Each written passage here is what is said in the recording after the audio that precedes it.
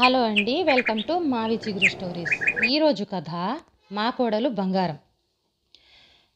మా కోడలు బంగారం, దానికి నగలు గట్రా అవసరం లేదు. దాని రంగు దగ్గర బంగారం వేసుకున్న దిగదుడుపే. కోడలు రంగు గురించి చెప్తూ తెగ మురిసిపోతూ ఉంటుంది సీతమ్మ. మీరు అదృష్టవంతురాలు కాబట్టి చక్కటి కోడలు వచ్చింది. నాకు వచ్చింది ఎందుకు? నల్లని తుమ్మమొద్దు. తుమ్మమొద్దుని తాళి కట్టేసి తీసుకొచ్చాడు నా కొడుకు. ఊళ్ళో ఇంకా అమ్మాయిలే దొరకనట్టు. రావలసిన కట్న కానుకలు రాకుండా పోయాయి.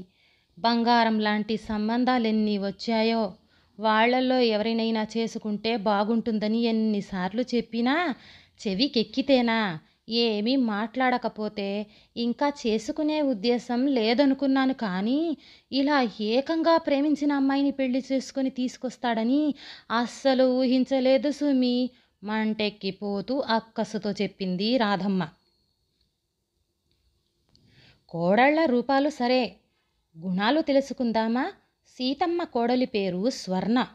పని ముట్టుకుంటే ఎక్కడ మాసిపోతాను అన్నట్టు ఉంటుంది. కట్టిన చీర నలగదు, వేసిన జోడు విప్పదు, ఏసీ గది దాటి బయటకు రాదు, షోకేసులో బొమ్మల్లే ఉంటుంది. సీతమ్మ చేతుల నుంచి ఏ పని అందుకోదు సరికదా.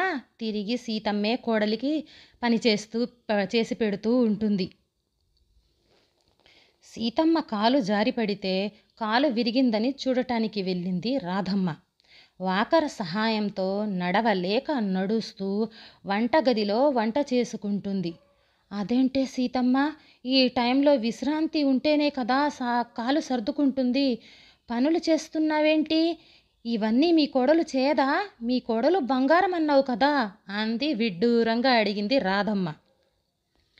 ఏం చెప్పమంటావు రాధమ్మ?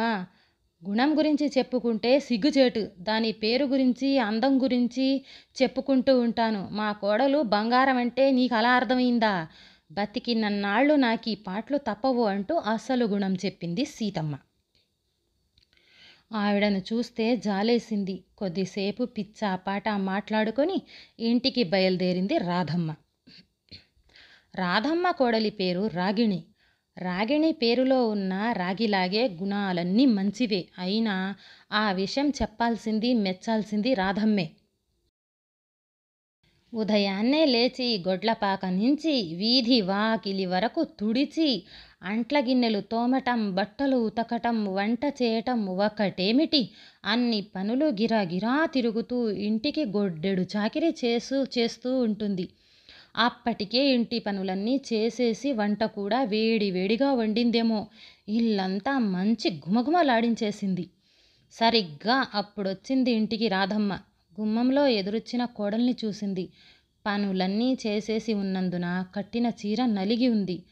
పాదాల మడాలు పగిలి ఉన్నాయి. ముఖమంతా చెమటలు పట్టున్నాయి. ఎండలో వచ్చిన అత్తగారి కోసం గబుక్కున లోనికి వెళ్ళి మంచినీళ్ల గ్లాసు తెచ్చి అందించింది. వంట అయిపోయింది అత్తయ్య, భోజనం వడ్డిస్తాను ఎంతో మర్యాదగా అడిగింది అత్తగారిని. కోడలు సపర్యలు చేస్తుంటే తలదించుకుంది రాధమ్మ. గుణవంతురాలైన కోడల్ని ఇంట్లో ఉంచుకొని సీతమ్మ అదృష్టవంతురాలు అనుకున్నాను. నా కోడలు రాగిణి కదూ అసలైన బంగారం. అదృష్టవంతురాలంటే నేను కదూ. ఈ బంగారం పనులు చేస్తూ మరింత కగ్గిపోకూడదు, వెంటనే పని మనిషిని పెట్టుకోవాలి అనుకుంటూ నా కోడలే మేలిమి బంగారం, నా కోడలు అసలైన మేలిమి బంగారం అనుకుంది రాధమ్మ. ఈ కథ నచ్చితే లైక్, షేర్ చేసి సబ్స్క్రైబ్ చేయండి.